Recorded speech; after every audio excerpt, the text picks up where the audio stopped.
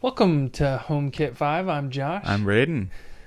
We're back this week, and we are going to be talking pretty much exclusively about the WWDC announcements and all the news that came out of there. I know we're a little late to the game. We had a little scare last week with COVID. Everyone was fine, no big deal, but we did not get together because of that.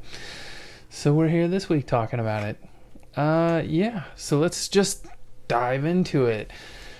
I am super impressed with everything that I saw coming out of the announcements. I know you were excited about some of the stuff too. Yes. We were like texting each other as it was going on. Probably the biggest announcement though was the fact that like Catalyst will now support HomeKit apps. So Catalyst is like that layer that allows you to like get iOS and iPad apps running on the Mac platform. And now that we have like, the Apple Silicone coming out, I think that's probably going to make Catalyst like it'll be even easier to run apps. There's probably even less work for Catalyst to do in that case.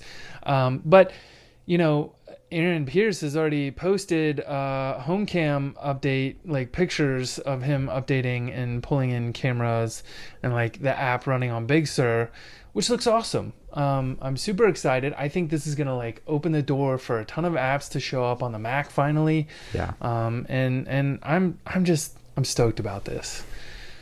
The other thing that we got with at least with the on the Big Sur side of things, and even in the iPad side of things, we're gonna get a home app that now has a sidebar, and it's gonna in the left sidebar is gonna have like a breakdown of the rooms. There'll be a quick tap for automations, and then you can get to the home screen as well. So no more like the four tabs on the bottom and then you gotta like swipe through all the rooms, which is kind of annoying. You can just like scan the list and click it, which I think is gonna be a way better interface, especially on the iPad. I'm looking forward to that.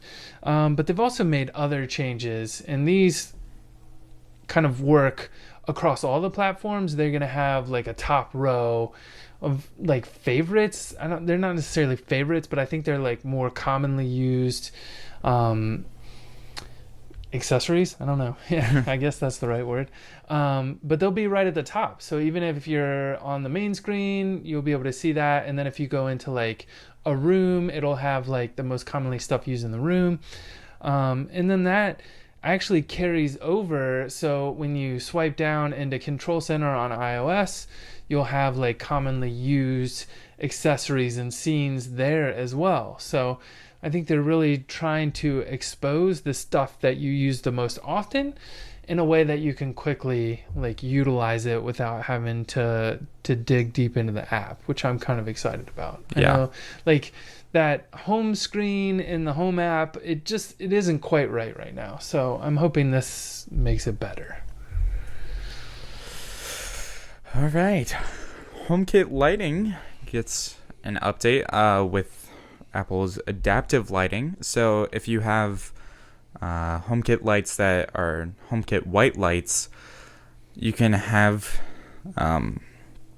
it adjust throughout the day to make it warmer, similar to night shift on the iPhone and the iPad, where it gets warmer during the morning, more towards the blue light to help you be productive during the day, and then as it gets into the later evening, it'll turn back to warmer, so that way you can kind of relax and go to sleep. Yeah, I'm kind of excited about that. I mean, I think in here, like I primarily do work in this office, and we do have the Hue bulbs in here, so I definitely am probably going to turn that on in here. But it almost makes me want to go buy like tunable white light bulbs for other areas of the house, just so I can turn this on. And if we turn a light on during the day, it'll be more like blue bright, whereas at night it'll be that warm glow. I don't know, it's definitely seems like a no-brainer. I don't know why they didn't have it before, and I'm glad they're putting it in now. So and the article we'll link this up in the show notes, Apple Insider, and they also point out like some of the stuff that you're getting, other apps have already been able to do, right? Like Hue and LifeX already have this, so it seems nice that you'll just be able to turn it on in the Apple ecosystem without having to use the other apps. Yes. So that brings us to HomeKit Secure Video. I'm pretty stoked about some of these updates. I think the biggest ones are Activity Zone and facial recognition. So with the activity zones, you already have this in some of the apps. So like the Eufy app, I can already go in and like draw shapes essentially and say like, this is the area I want to monitor for motion. And then you can even like say, oh, here's shape 1, here's shape 2, and kind of like overlap them to get like multiple areas. I actually like Apple's a little better. You really just like make points and it draws lines between all those points for you. So you can make weird shapes if you need to. I know like for us, like when we're monitoring the driveway, we definitely have like almost like a rectangle around the driveway, but then we have like an activity zone that's like another rectangle that comes out from the side that kind of like covers that front porch area that it can kind of track. And then like with Eufy, again, you basically have to make squares or rectangles with it. I definitely see where it could be better if I could draw almost to where the sidewalk starts and like make more of a rhombohedron around that thing. And that would give you the ability to like monitor very precise areas as a motion zone that would trigger a recording essentially. So that is super exciting in my book. Like I'm definitely looking forward to that one. And then the other one is the facial recognition. So it looks like that's going to work off of your like Photos app and any faces that you've tagged in there. And it will automatically detect people that you've set up faces for. And it will tell you, like, if you're using a HomePod and they detect that person at the door, it'll say, like, oh, hey, Brayden's at the door, which is kind of cool. I don't know if... I don't know how much we're going to be able to do with that, you know? Like, I think it's cool that you can get an announcement about who might be at the door, but I don't know if it's going to go any deeper than that, you know? So I actually watched, last week... I watched the Modern Day Tech video. I don't know if you saw this one. It was awesome because he's using the Nest cameras. Some of them have facial recognition in them, and then he got the Starling Hub to make it available to HomeKit. And when he made those available in HomeKit, it also exposed sensors that were facial recognition sensors. So he had like facial recognition set up, and when it detected that person, it would just trigger that sensor. So you could do like, I wouldn't do this, and like he said he wouldn't do this in the video either, but you could have it detect like, oh hey, it's my face, just unlock my front door. Like that would be pretty cool, right? But it's not dot projection like Face ID, right? So like I could just hold up a photo and my front door. That seems a bit risky. We'll put a link to that video in the show notes. But I think, you know, this could be the start of something here, right? Like if we're able to recognize the faces, I think we could start to do maybe interesting automation around it. I don't know what that would look like. I'm very, very leery about like unlocking a door, right? That's like a safety concern. Yes. But maybe there's other interesting things you could do there for sure. So yeah. Anyway, I'm excited about HomeKit Secure Video for sure. Yes. And I guess with that, I think that's well, you want to talk about the video doorbells? Sure, yeah. So, video doorbells, you can, well, I guess devices now, when you add them into HomeKit, they pop up like if you pair AirPods or like sound devices, Apple has this little UI. Yeah.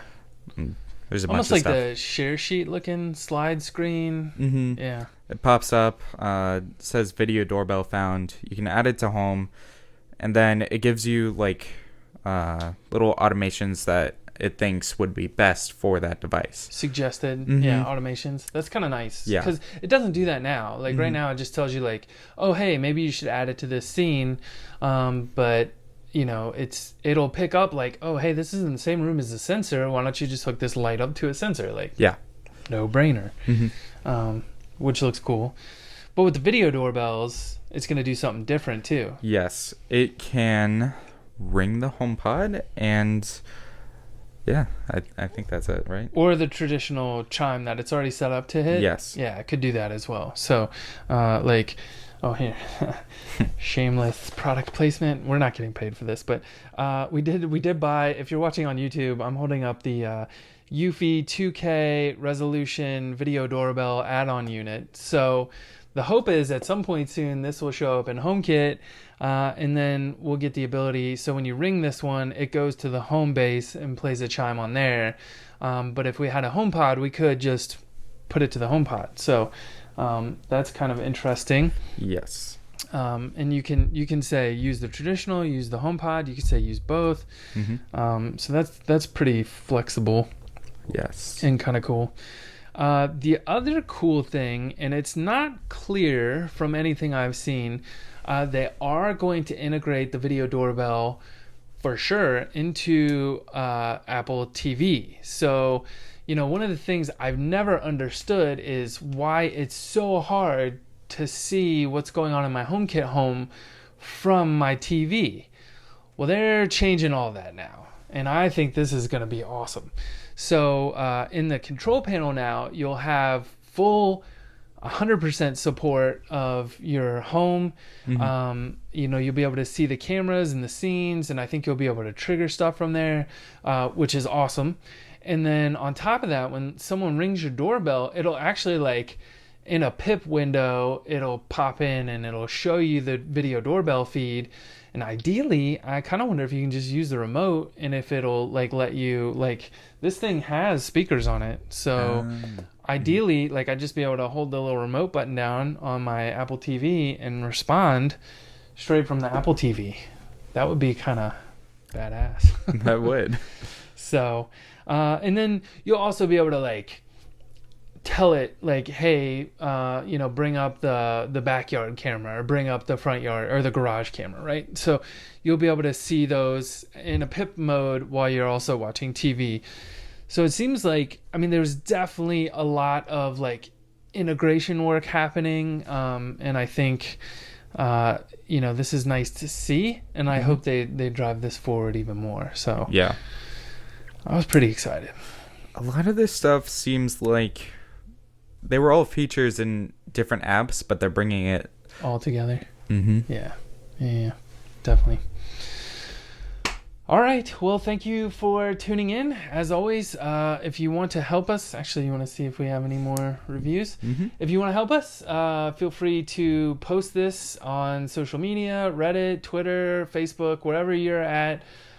We don't really spend a lot of time doing that. We spend a lot of time on production stuff. We've actually been working on a website. Hopefully we'll have that up shortly. Be excited to announce that when it's up. And then if you can leave us reviews, be sure to subscribe wherever you're at and then leave us a review in the Apple Podcast app, or can you leave reviews in Spotify? Is that a thing? We'll have to look that up. I don't think so. No? Mm-hmm. Anyway. Anything new in there? Mm-mm. No. Wah, wah. Come on, guys. Post something in there for us. Either way, we appreciate you watching. We appreciate you listening. And we'll be back next week talking about all the Apple HomeKit news. Thanks again for tuning in. See you next week.